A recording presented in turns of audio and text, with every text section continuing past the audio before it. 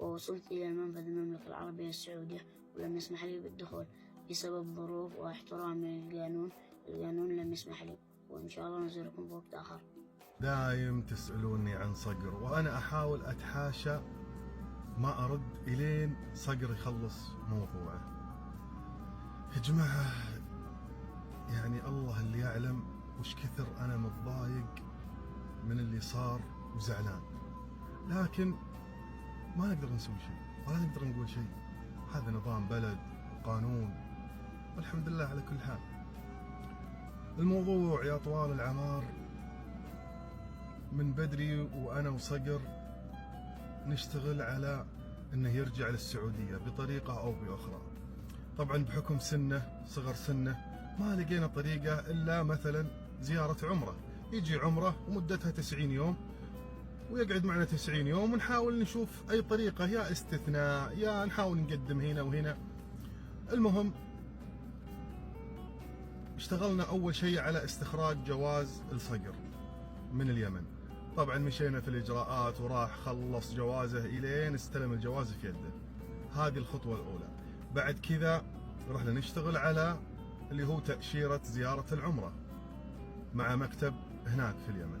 فراح ومشينا في الإجراءات وخلص أموره وخذت وقت لحد ما جت التأشيرة على الجواز. تخيلوا أن اليوم اللي صدرت فيه التأشيرة ما نمت من الفرحة ومن الوناسة، لا أنا ولا هو ولا أهله مبسوطين. المهم قلنا حان وقت السفر، نشوف مكتب وتحجز فيه باص. طبعا المهم حجز الباص وكل شيء وزبط الأمور. طبعا هو ومعه أحد يعني عشان يكون يعني أحد كبير.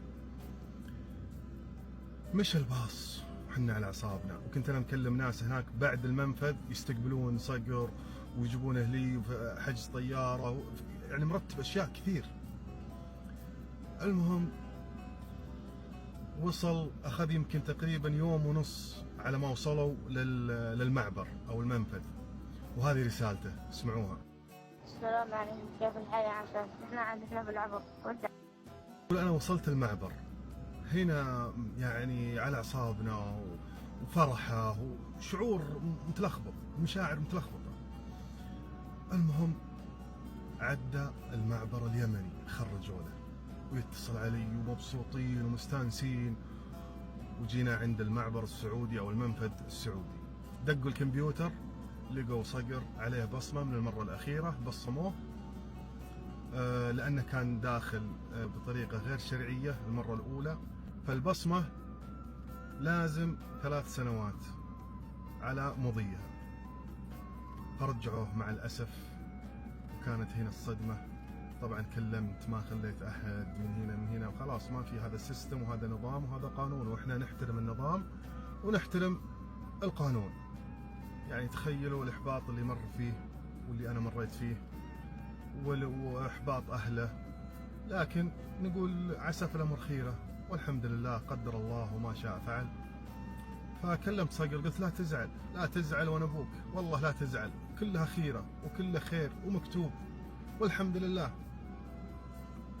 وبيض الله وجهه صاحب الباص اللي كان موديهم، الله يجزاه خير. طبعا كان عنده حساب في بنك سعودي في الراجحي، فكلمته وعشان يعطيهم مبلغ يرجعوا به لأهلهم من المنفذ، لأن الباص بيمشي بيدخل السعودية وهم قعدوا هناك، فما لهم إلا يشوفوا سيارة.